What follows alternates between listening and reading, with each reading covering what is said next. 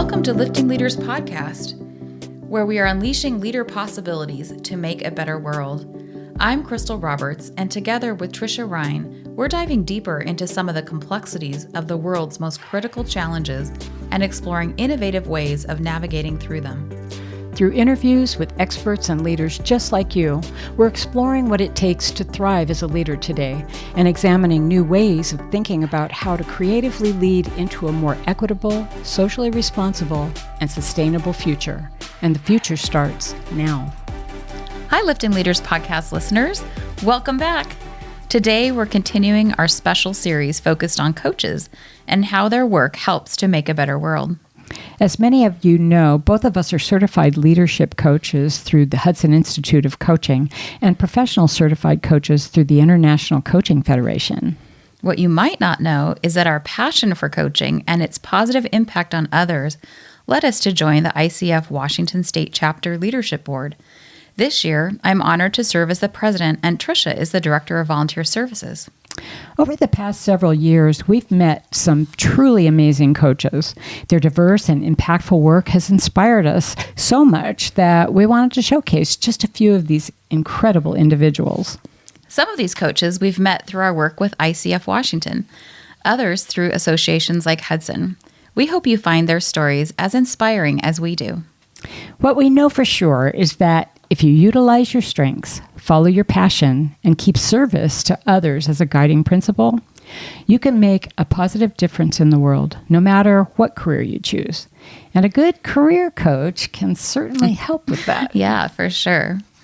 So I'm really excited about today's guest because not only has she written her first book, which is coming out soon, we'll hear more about that in just a little bit, and she's an accomplished leadership coach. She serves with us on the leadership board for ICF Washington State Chapter. So more about her bio in a minute.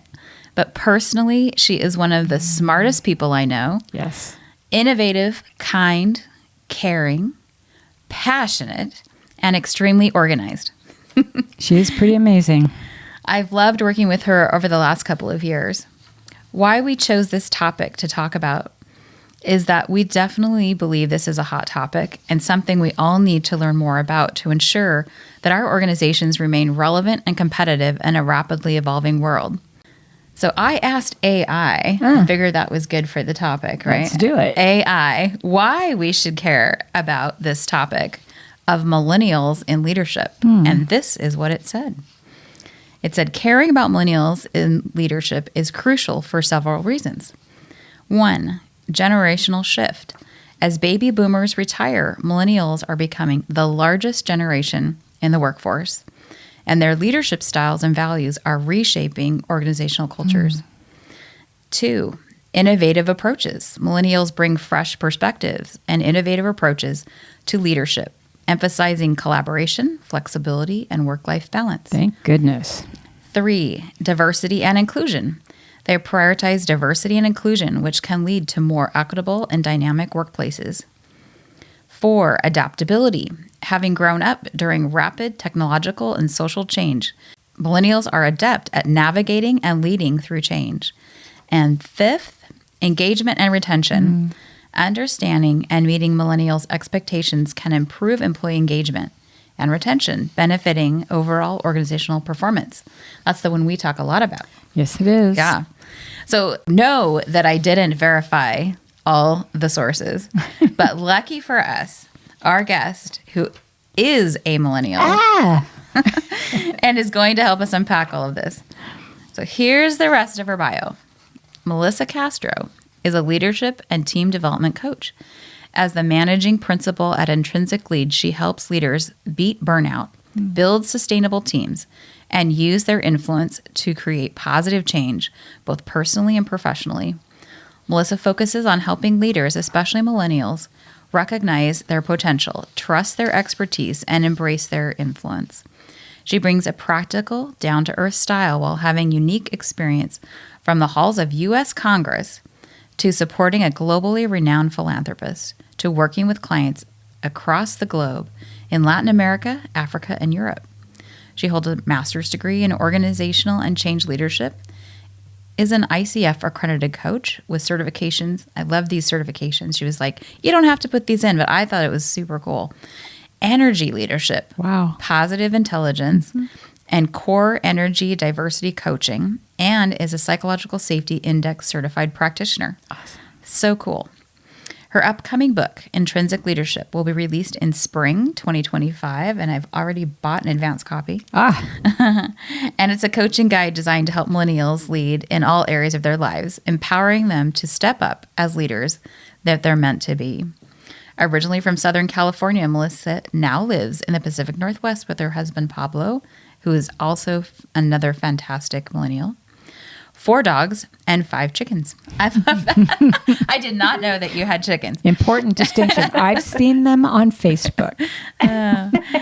When not riding or hanging with her pack, Melissa loves to travel and has been to all 50 U.S. states, which is so cool. That is cool. So welcome, Melissa. Thank you for being on our podcast. Oh my gosh. Thank you for having me. And what an honor to be just celebrated in this way right out of the gate. My goodness. I was coming to a podcast party and you made me feel that just gave me chills hearing you talk about millennials and talking about all of those things. I'm just like, wow. We're really excited to have you here. I mean, This is something we've been talking about for quite a while. So finally got you in the same place as us. And this is going to be an amazing topic. I'm so thrilled you're here. And I'm glad that I knew you before. So, it's important because I already respected you. I want to just hear your story, right? Yeah. And that kicks us off on our first question. Tell us your story. And you can answer this any way you like. How long do we have?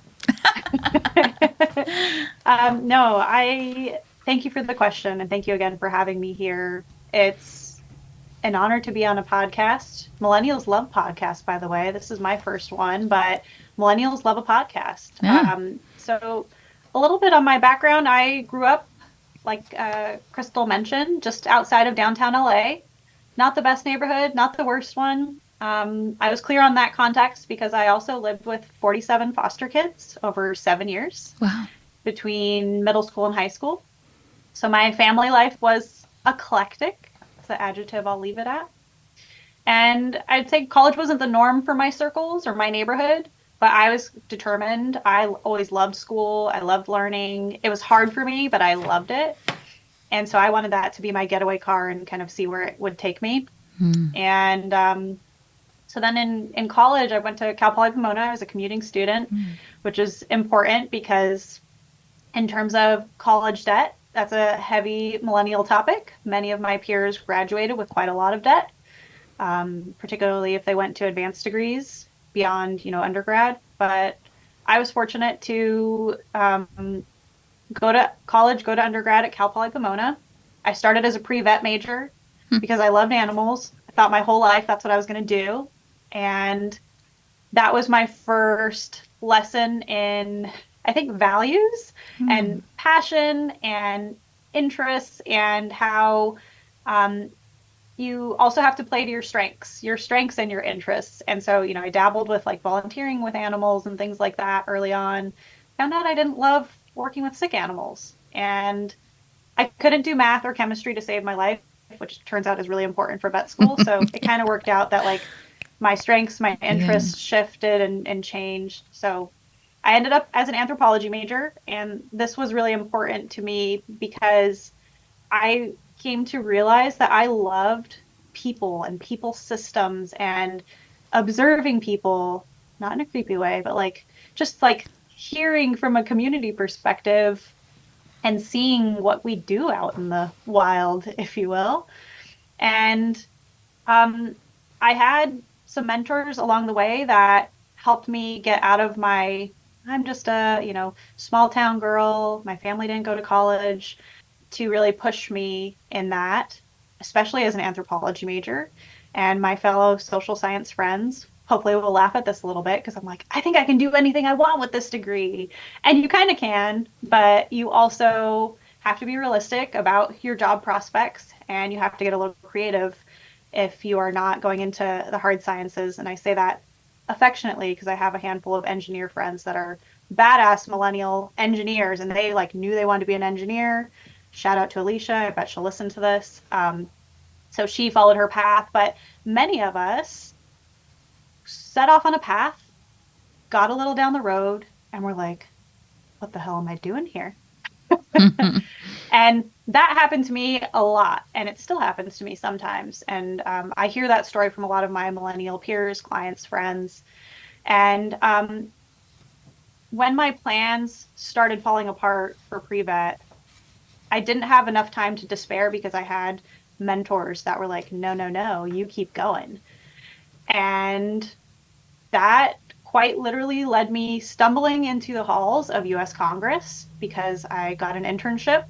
I was an all expenses paid internship because who can afford to go live and work for free in Washington, D.C.? So it was particularly a scholarship program just for that, for bringing Cal State students that can't afford Washington, D.C. free internships to put them in the halls of Congress, literally working in them and learning about them. And that was the kickstart to my professional career that I couldn't have possibly imagined. And from there, we're not going to talk about politics because that's a happy hour with margaritas conversation that we're not going to get into. We'll work on that. But politics was enriching for me for a long time. And because it was the people and the systems and what can we do? What can we influence? What can we change? And why are we doing it? And so I got to see a lot of really great members of Congress in action. I worked for 2 of them. And then I was ready to get the heck out of politics. I just kind of hit my breaking point. And they say there's either like lifers or you go for a few years and you figure out you're not a lifer and then you move on. That was true, again, for me, my peers. We were like, I don't know, I don't think I can see myself here. So we moved on. And by chance, I was picked up by a headhunter, like a recruiting office. So for those of millennials that like to job hop and don't know how to these days, talk to a recruiter or a headhunter. They can expose you to, again, things that you couldn't imagine in your wildest dreams. And that's what happened to me again. I was invited to go work for Melinda Gates in Seattle, where I had never been before. And my then newlywed husband of 6 months was my person at the time where I was like, I don't know, I've never been to Seattle. Like, I don't know about this billionaire stuff. Like, I don't know anything about that. Like, I don't know. He's like, why not Seattle? And so we went. And I'm getting to the end of my story here, I promise. But really what I figured out in hindsight was that I had some exposure, some unique exposure to some really high level, badass leaders who were out there doing the dang thing. And I also came to learn that you didn't have to be this high level leader, this fancy executive with a title and tenure and certifications and la-ti-da experience to lead. You really can all lead. We can all lead from where we are, and we all have influence, and we all have intrinsic worth and value that is worth leading and influencing with. And that's where I feel like my story of leadership really began, when I came to learn, I don't just work for leaders, I am one. And that's what I bring to my clients now, where we might be in middle management, or, millennials are often in middle management right now or don't manage anybody. And so like, well, I'm not a leader. You're not a manager. You're not a people manager, but you absolutely are a leader. And that's where my coaching, my study of organizational leadership and master's degree and all that kind of followed as I was leading a team myself and wanted to be better at it and wanted to then empower and equip other people to feel good about the leadership influence they're bringing to the table. Wow. Yeah. That's really powerful. And it's so aligned with what we believe as well, is that leadership, of course, there are formal leaders, but that's not the only leadership that's out there, that we are all leaders and we all have opportunities to influence, and we need to step up into that and be good at that.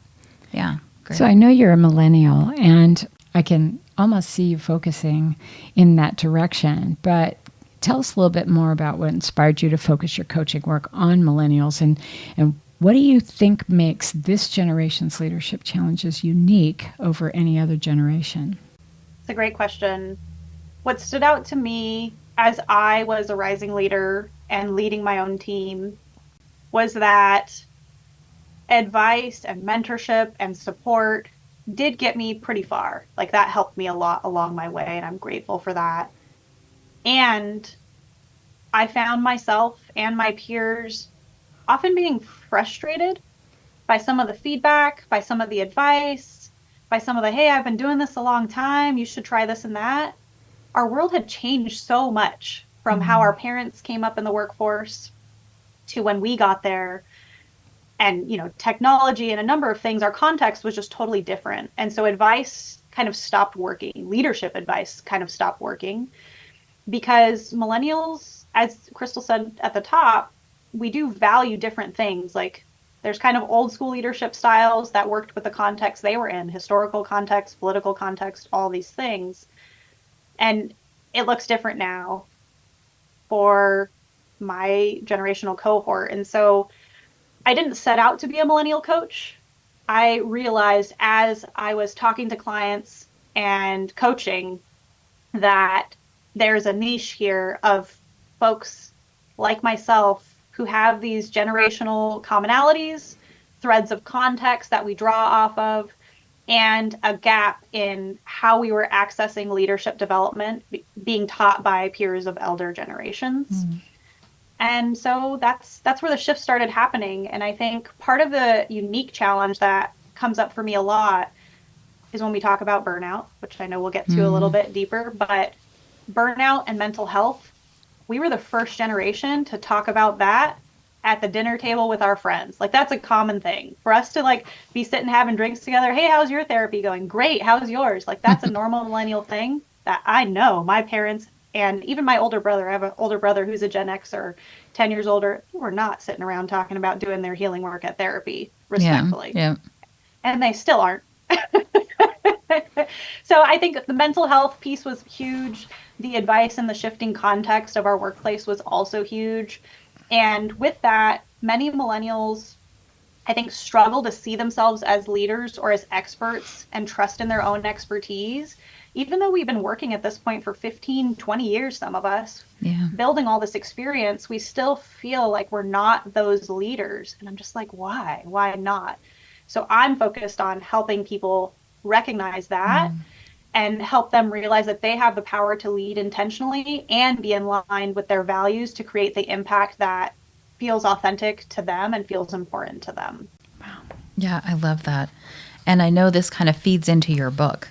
So let's shift into that and start to talk a little bit about that. So your upcoming book, it's coming out spring of 2025.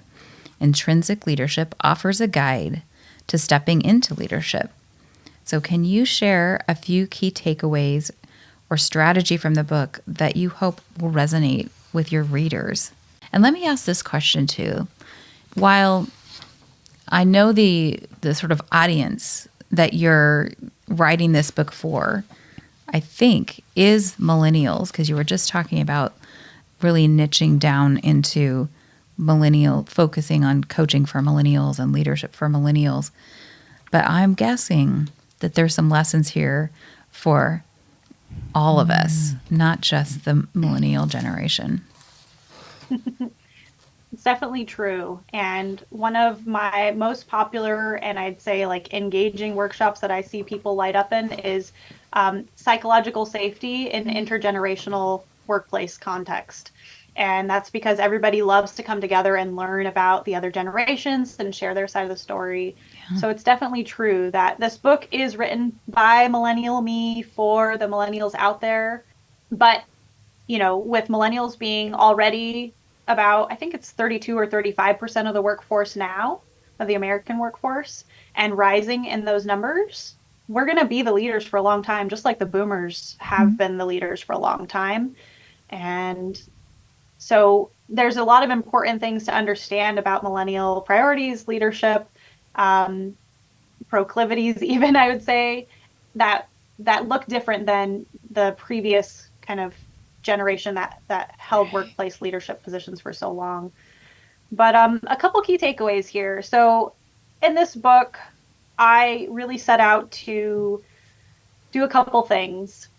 One, make coaching and leadership development not so hoity-toity, lofty, philosophical, academic, whatever words kind of turn off people from doing development work or even having access to it. I definitely think it will resonate strongly with corporate leaders and, folks, white collar folks, but I do try to bridge in some more applicability to my neighborhood, where I came from, where we weren't talking about leadership and influence this way. But what I hope people will take out of it is being able to see themselves as leaders and have some agency around operationalizing their leadership. Right. And so using their natural strengths, leading with intention, and not just focused on, climbing the ladder, which was kind of the old school way. You work hard, you make more money, you get more power, responsibility. Not all of us want that. Some of us just want to have a place that we feel good about going to work. We want to be able to pay our bills. We want to be able to have a family, to spend time with our family, to have a healthy way of living. And so being able to identify our values and align toward them rather than being stuck in the cycle of what we don't like and what we don't want, which is what a lot of folks focus on. Being able to work toward those shifts of like, how can I use my influence the way I want to and feel good about it? And what do I want to stand for at the end of the day?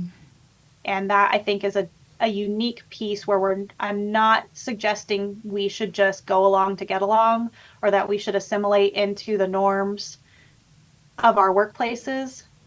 I'm actually asserting that we should challenge them a little bit and that we are kind of good at it. Yeah.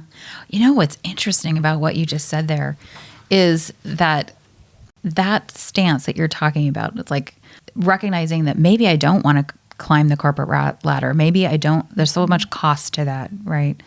That money isn't the only measure of success. Yes. Those are the things that oftentimes people recognize in the second half of life. And so it's interesting to see that millennials are sort of seeing this earlier in their life rather than working to death and then at 50 turning around and saying, what's it all for? I have it all, but I'm not happy. Right. So then we oftentimes go through this life transformation and recognition, self-reflection time that says, oh, what I really want is more time with my family or more time on my own, that maybe that was too high of a cost.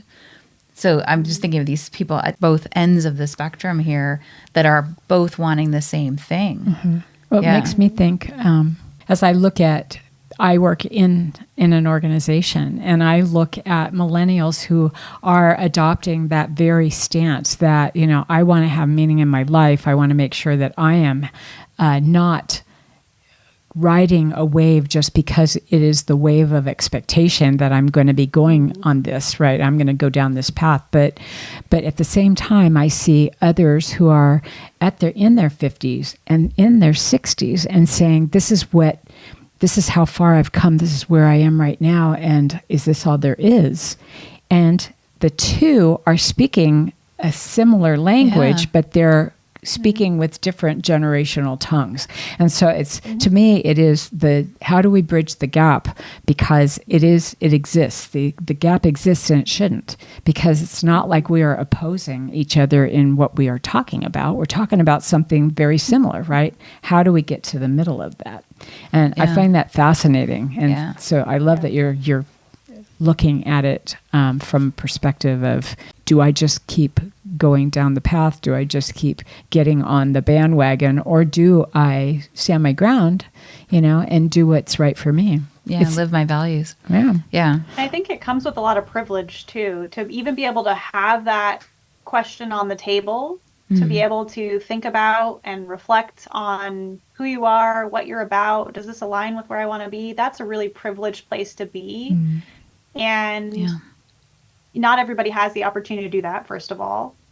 And so what I feel like would be a missed opportunity if we drove by that and didn't take advantage of it and didn't kind of honor the privilege that we have to show up and actually lead would be a huge missed opportunity for millennial leaders that are out there kind of droning on at work, because there are some that are just feel lucky to have a job, whatever the job is. And so for folks that have the stability and that have done some of this other, healing work or things like that, just being able to acknowledge the privilege that you have to not just live getting through your days and slogging through work. Rates of disengagement are so high at work right now. Yeah.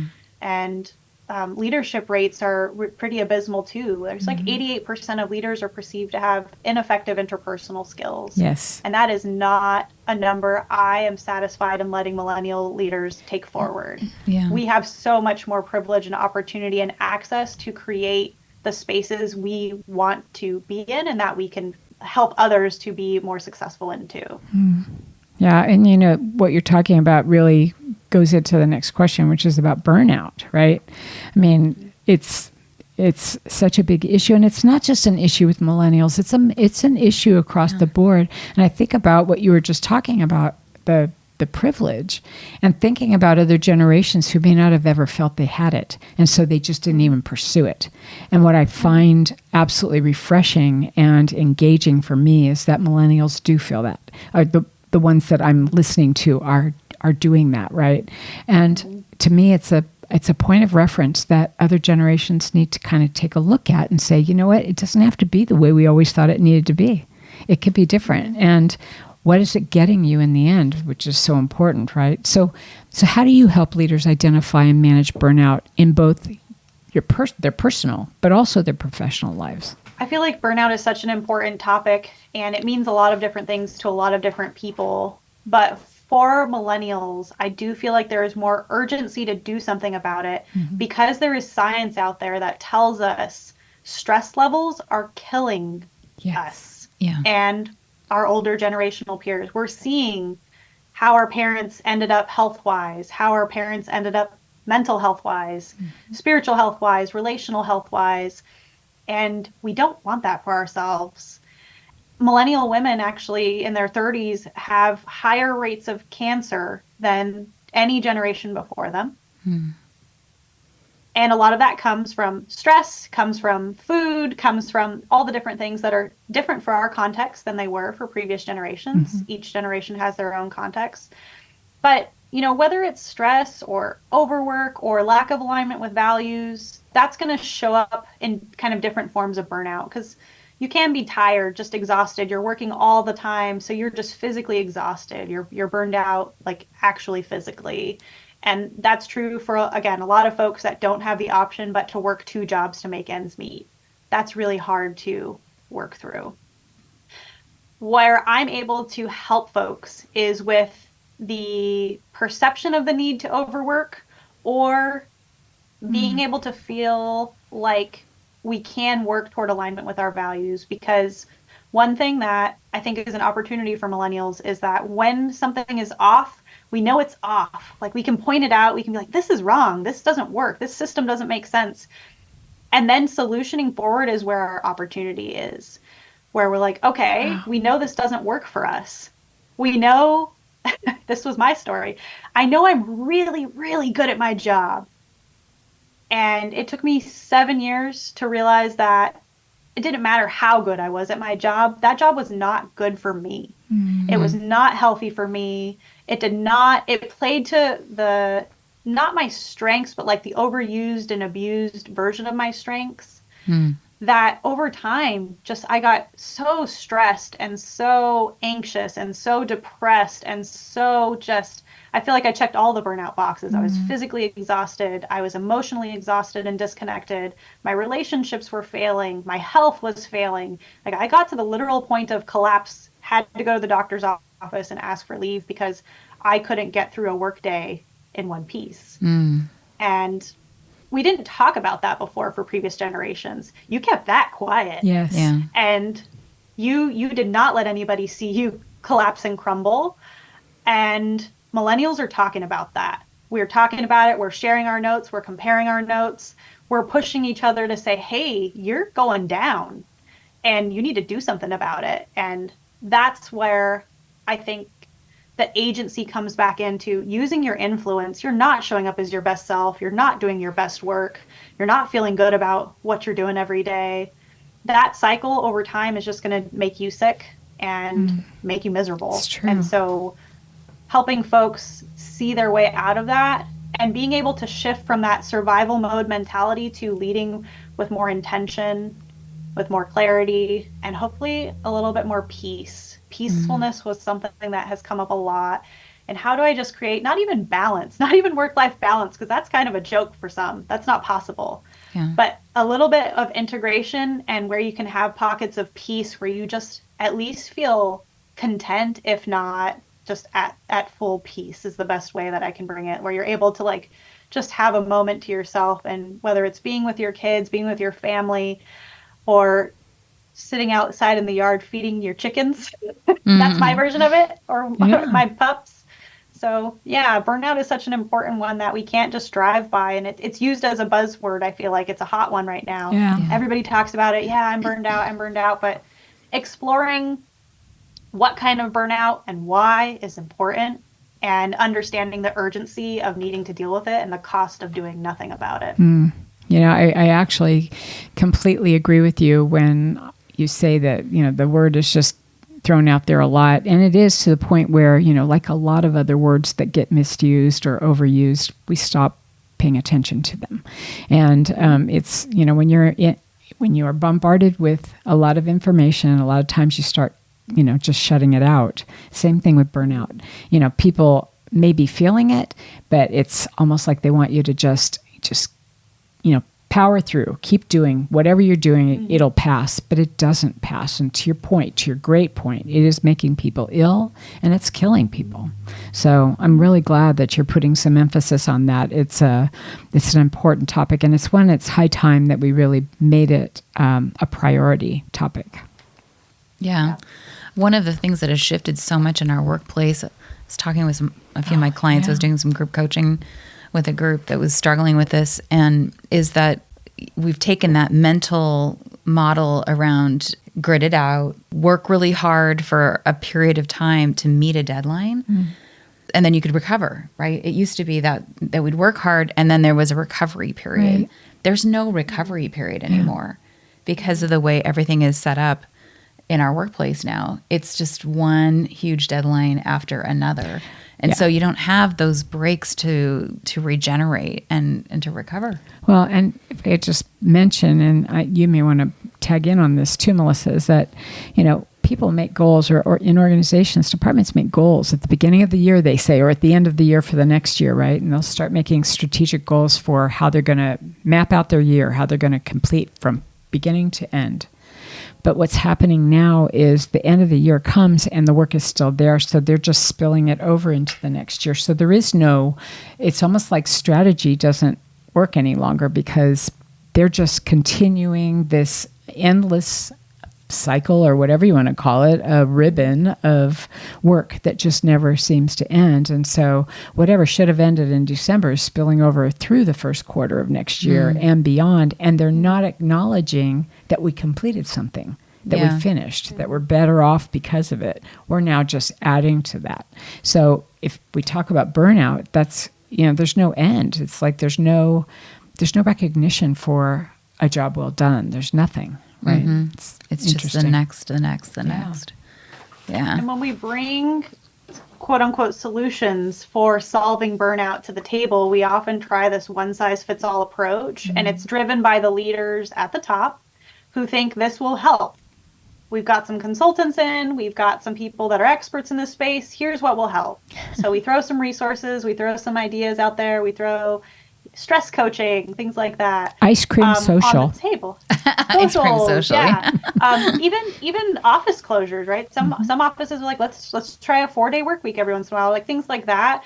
We're kind of treating the symptoms and not the root. That's right. Yeah. To your point, where work is moving faster now with AI, we're moving even faster. So we already had 24/7, you know, work is in our pocket everywhere we go. And that's a novel thing for the millennial generation. Like we were the first ones that's how we started our work. Yeah. Our phone was always in our pocket. So if we're at the grocery store or in the bathroom or at our, you know, a dinner with a loved one, Work was always there with us. We never had a time where work wasn't. Yeah. And so work is just there all the time. And the expectations and the hyperachiever narrative that goes on in our brain is that we need to work harder, we need to work faster, we need to keep up. And that's especially true for women. That's especially true for folks of color, traditionally marginalized communities, differently abled folks. They do need to work harder to keep up because there's bias in the system that was not built for us. It was built for somebody else, a different norm, a different context, be it race, gender, generation. The workplaces of today still act like the workplaces of yesterday, and it doesn't work alongside this addition of all this 24-hour work-life non-existent balance. And I think that's a question that needs to be interrogated. And it's not enough to say, it's not enough for leaders to just say, don't do as I say, do as I say, not as I do. Yep. Where leaders need to be clear on their influence and their impact. Even when your boss is saying, don't worry about responding, you don't have to respond after hours, you don't have to respond on weekends or vacations. If your boss is emailing you on vacation, that's the norm. Yeah. If your boss is emailing you or calling you after hours and expecting you to pick up, that's the norm. Yes. Yeah. And so I think leaders say one thing and do another. And this is another area where I'm like, we need to be aware of our influence, because it doesn't matter what you say. It matters how you make people feel. Yeah. And leaders are the ones who are influencing and playing into this burnout system. They're not the only piece of the puzzle, but they're a big piece of it. They're a huge leverage point. Yes. Huge, especially for their individual teams. Yeah. So I'm going to move us to our next question, because I think we could actually spend a lot of time where we were just at. We should do just a topic The on burnout. Yeah. Can we tell it? It's an important topic, right? A lot of energy there. Coaching. So kind of switching hats a little bit. Coaching can seem intimidating or inaccessible to some people. And we know that coaching can really be such a help for people as they are trying to wrestle with things like burnout, changing life circumstances, career changes, all of those things. How do you make coaching more approachable for rising leaders who may not have access to traditional corporate leadership programs? I love this question. It's an important one. The first easy piece of it is I'm trying to write a book so that people can have access to a summed up version of that, where there are coaching tools in it. There are social media is another option for how millennials and younger Gen Z can consume coaching tools, coaching mantras, coaching ideas. And I do pull on some of that. When I work with clients, I refer to books, I refer to resources or influencers that I follow and that have helped me consider other perspectives. But the biggest thing about coaching that I think in terms of making it accessible is helping people understand what the whole point of it is. Like, what's it for? So many people think coaching is consulting. I'm going to come to you. You are an expert. You're going to bestow your wisdom upon me, and I'm going to go out and use it. And coaching is really so different and much more empowering, because, to speak to the millennials out there again, if you go and seek advice from somebody else, it does not help you level up. It does not help you make your life better, because it doesn't apply, it doesn't resonate. And so it makes you feel more lost and disconnected. And so coaching for me is really about connection to yourself, connection to your awareness, connection to your community, your circles of influence. And so it's a self-awareness building exercise, but at its pure form for me and my value is connection. Like, how do you connect back to yourself and what you really want? Because most people don't have anybody that asks them that question.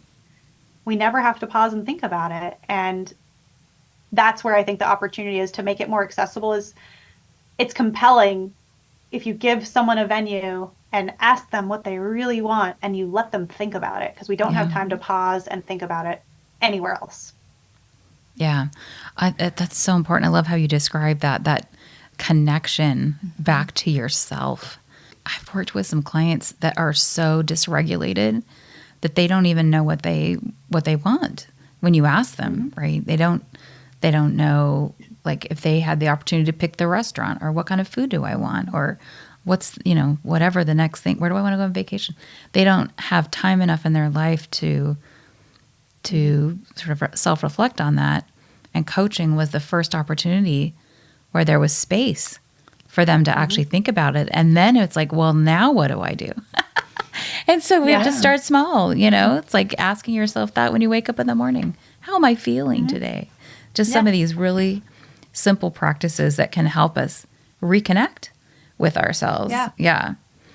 And building on things that you already like and you already do. There's also, that's one thing that rather than trying to form a completely new habit or lifestyle or routine, helping people to see where they can use the things already in their life to build and influence them in the direction they want to go, or build and influence them into more alignment with their values. Step 1, it's name them. Step 2, it's claim them. Step 3, it's reframe them, right? It's as simple as that, but also not simple at all. Yeah.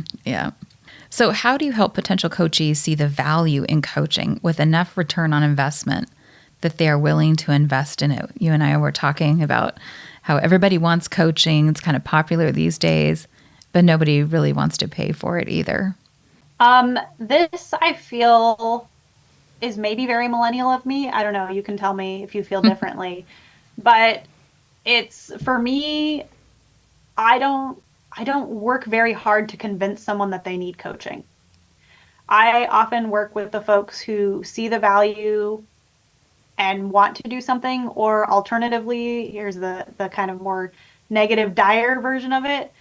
What they're doing has not worked, and it has failed really hard, and it has crashed and burned. And so why I ended up working with a lot of burned out folks is because they went down this path and they kind of muscled through and they tried to figure it out, and they slapped some leadership and learning development opportunities along the way. And like, yeah, I've taken a leadership class, but their mindset and their energy that they're giving and receiving out into the world is not actually working for them. So they're kind of starting to unravel around the ends.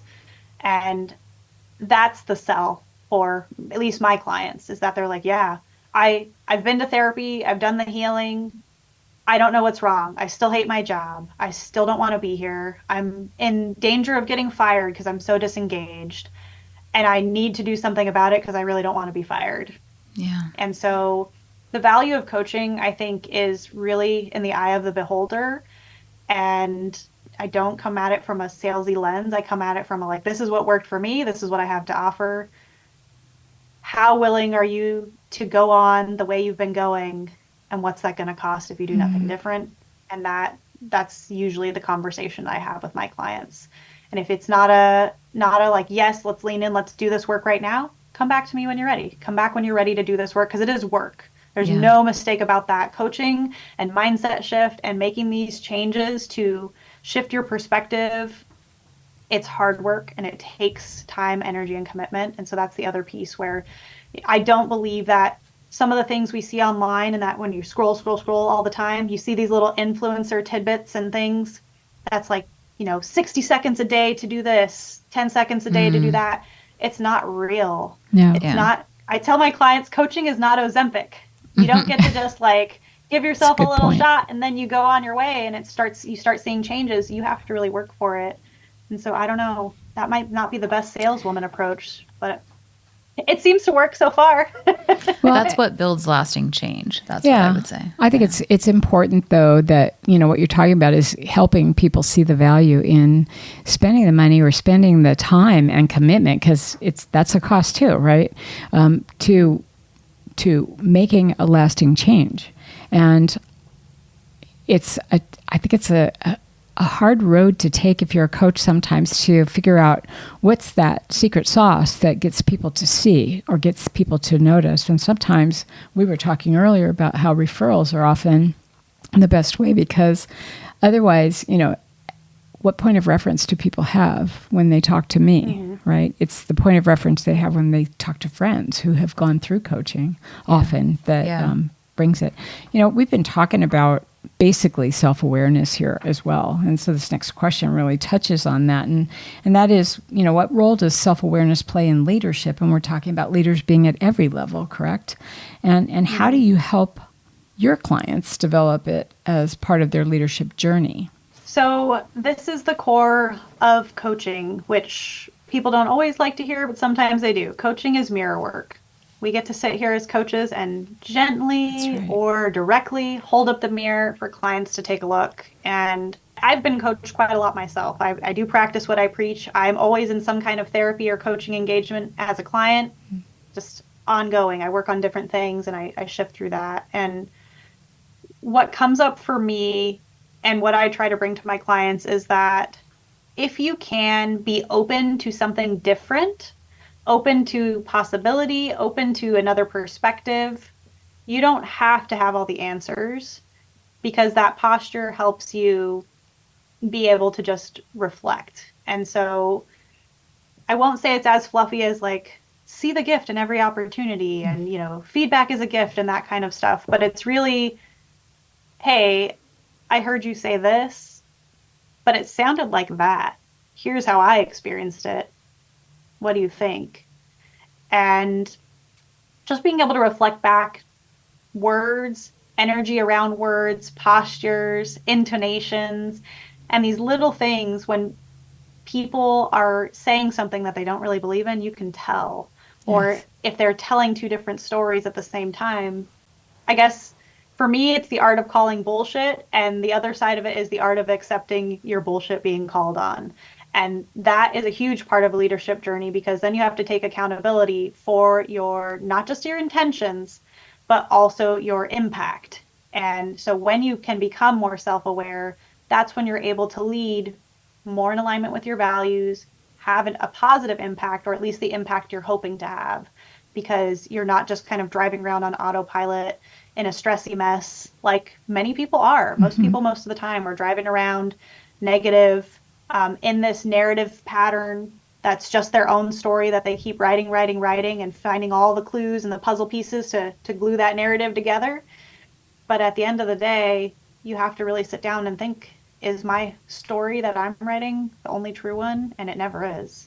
We see the impact of that all the time with people who are just collecting for their narrative, right? And have not actually done any intentional work. And as a result, we have organizations that are in trouble, where toxic cultures or all sorts of different things that have played out because one person or a few people just cannot seem to look in the mirror and don't have any idea of when they do see something, how to use it for a different impact. It's a very interesting perspective. I really like that. Mm-hmm. Yeah. So you've worked with leaders across various industries, so we know this is going on not just in one pocket, right? Across various industries and from around the globe. How have these diverse experiences shaped your approach to leadership development? Big key takeaway here is that leadership development is not universal. It's not one size fits all. It's not we go and we give access to training. There's a lot of companies out there that are spending good money on throwing training at their leaders. And this is the one common thread I see across all industries and across the continents, is that no amount of leadership training is going to get you to the leadership outcomes that you want. Thank you for that. And that's because, there's, for those who are just listening, we're all nodding our heads and like basically stomping our feet at this one, because training gives you information. Coaching, for example, helps you apply it. Yes. And for adult learning and adult learning theory, we need to have information and application. And so we really need to tailor experiences and information and application to the teams that are trying to work on it. So for example, psychological safety. It's a big area I work on. It's one of those sexy things in the leadership world right now where all the companies want to claim psychological safety. We have a policy of psychological safety. Well, to walk the talk on it and actually cultivate psychological safety, you got to get down into the weeds with a team and ask what it means to them and invite them to make meaning, make culture, make protocol, have tough conversations around what they want it to look like for themselves. Because in the same way we've talked about someone else's advice doesn't really help you do you. Same thing goes in leadership spaces. If you try to operate off of a consultant's advice on how to create psychological safety in your team, it will fail. If your team is not invited to co-create that effort, to think about, to reflect, to build self-awareness to what they're putting into the system that is or isn't creating psychological safety, then you're just wasting your money. You really need to have it customized, tailored, and it requires work from everybody that's a part of that system. Coming back to the people systems and organizational systems, it's not a top-down thing that we can just buy an out-of-the-box solution for. Yeah, it has to come from the team. They have to own it. Yeah, absolutely. Yeah. Well, we are now at a point that we always love this section, don't we? We like this part of every episode, and that is we're going to ask you some hope questions. And I'm expecting a millennial's view of hope. No, I'm kidding. No expectation. No expectation. So the first question is, where do you see signs of hope in the world today? To give you a millennial answer, a stereotypical one, I would say first, it's that it's hard for millennials to have hope. Yes. And there's some research behind that. And the Zoomers, the Gen Z kids, who I call Zoomers affectionately, I don't mean that in a derogatory way at all, but it is hard to have hope. And I just want to acknowledge that. And millennials kind of casually talk about late stage capitalism and how everything's going to crap and there's this and there's that and the other in the world. And I hear that and I want to validate that because it is hard to sit around and have a conversation about hope from a millennial perspective and the context we have. And if you talk to your Gen Z friends, they have even a little darker look on it than most millennials. But where I am hopeful and what I see as just a lot of room for hope is that millennials and Gen Z, because of their perspective, because of their context, they are reshaping leadership. They are reshaping our spaces. And, they're not afraid to demand accountability. They're not afraid to demand inclusion. They're not afraid to create authentic spaces where they can show up and others can show up. We're a community and a collective mindset because we grew up in the era where we can have friends across the globe and keep in regular contact with them. Most of my friends do not live anywhere near where I am, but I know I have a wide sphere of influence across the globe because I have friendships and connections that I've made all over the place. And that is, I think, the community mindset, the collective mindset, the kind of greater good.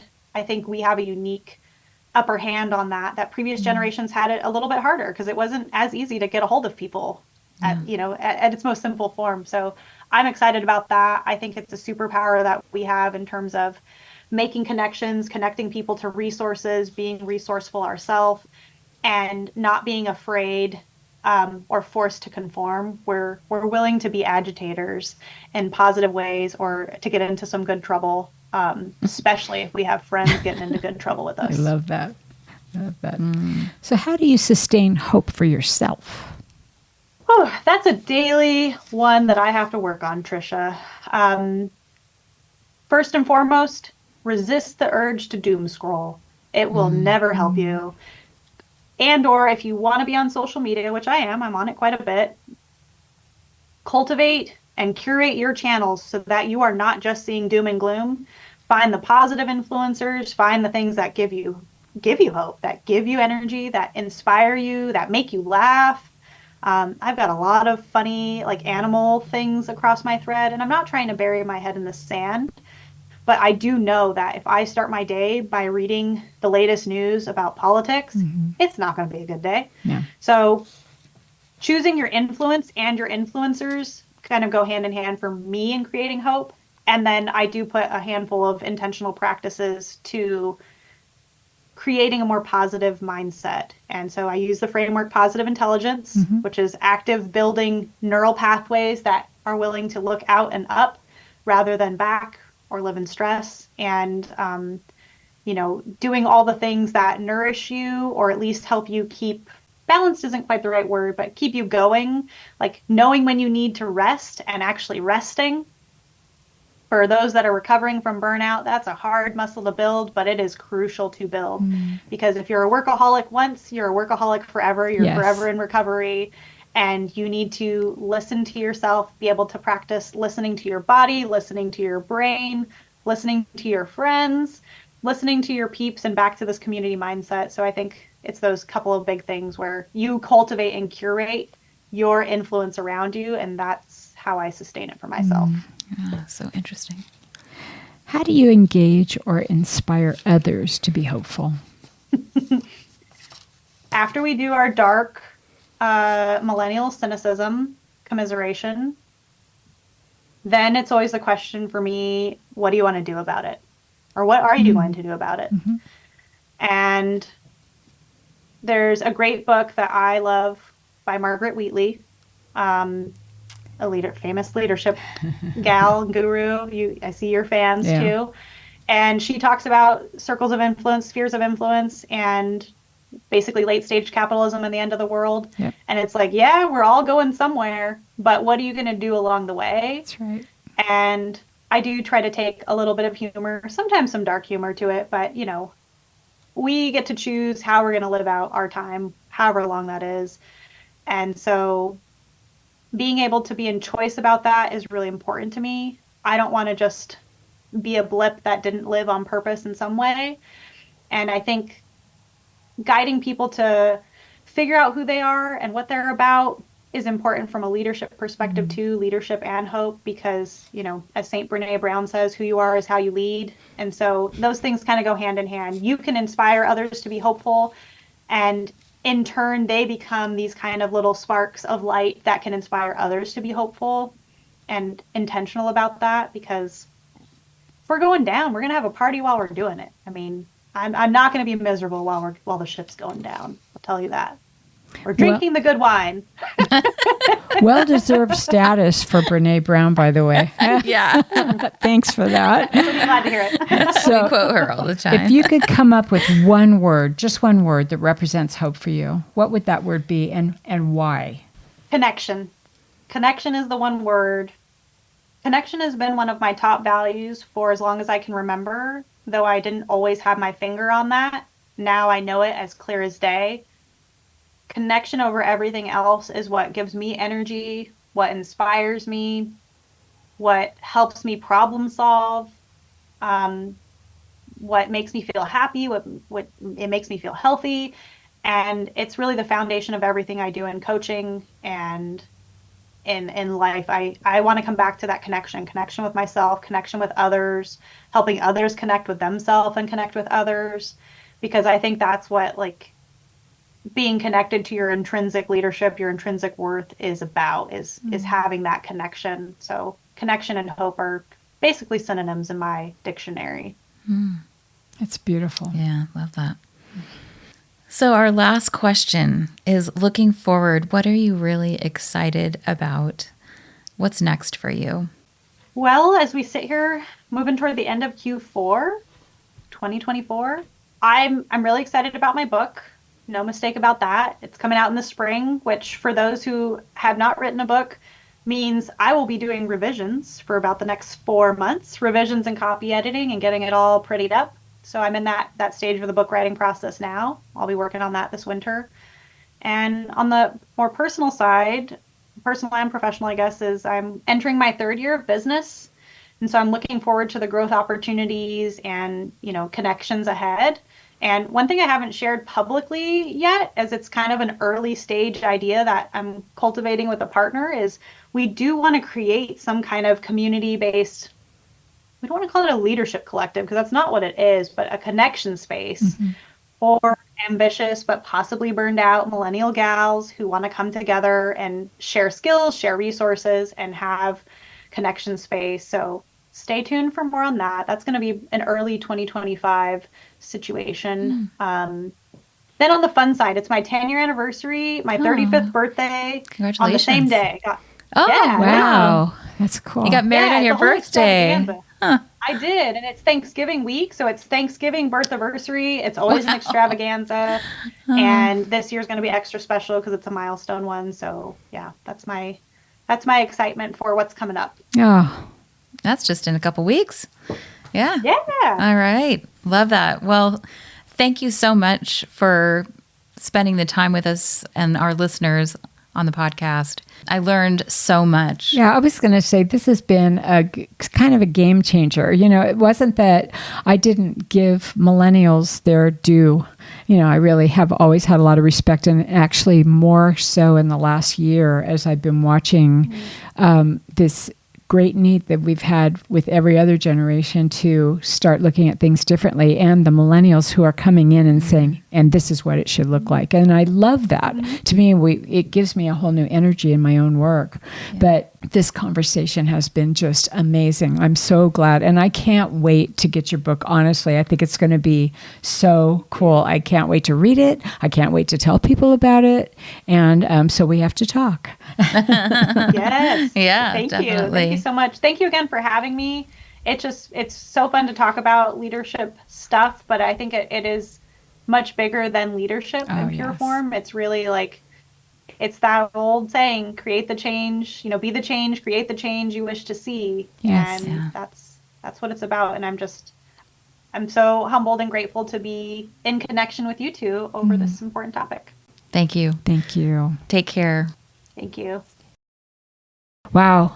That was energizing. I enjoyed that. I totally enjoy Melissa anyway, but to hear her side of things and how actually similar her world is to my world, it's just we speak a different language a little bit sometimes. Yeah. It's interesting. Yeah, it was so informative, and it was really fun to get to know her a little bit different. I can't wait for her book to come out. I know. I'm excited. I'm so excited for that. Yeah, It was great. So let's keep that conversation going. If you have questions or comments about the show, you can find us on all our social media channels at lifting_leaders. We have so many exceptional podcast episodes coming up, more with fantastic guests like Melissa. So be sure to subscribe to our podcast on Apple Podcasts or wherever you listen. If you know someone who would find this episode inspiring, share it with them. Text them, email them, or take a screenshot and share it on your Instagram and tag us at lifting_leaders. If you'd like to know more about us, our guests, or the show, please go to our website at liftingleaderspodcast.com. You'll find our show notes there as well. If you're looking for help in developing your leaders or would like a growth opportunity yourself through leader coaching, please contact us through our website at www.liftingleaderspodcast.com. Thank you to Ari Chance Roberts for his technical support of our show. Finally, please take 30 seconds and follow us. It helps you because you never miss an episode. It helps us because you never miss an episode. To follow us, go to Lifting Leaders Podcast Show on Apple Podcasts, Spotify, or wherever you listen. Then just tap the plus sign in the upper right-hand corner or click on follow. While you're there, if you'd be willing to give us a 5-star rating and review and share the episode with a friend, we'd be so grateful. Thank you, Crystal, for bringing Melissa to us. This was so much fun. It was fun. Many thanks to you, our listeners. We do appreciate you. Find ways every day to lift each other up. Have a great week. Bye.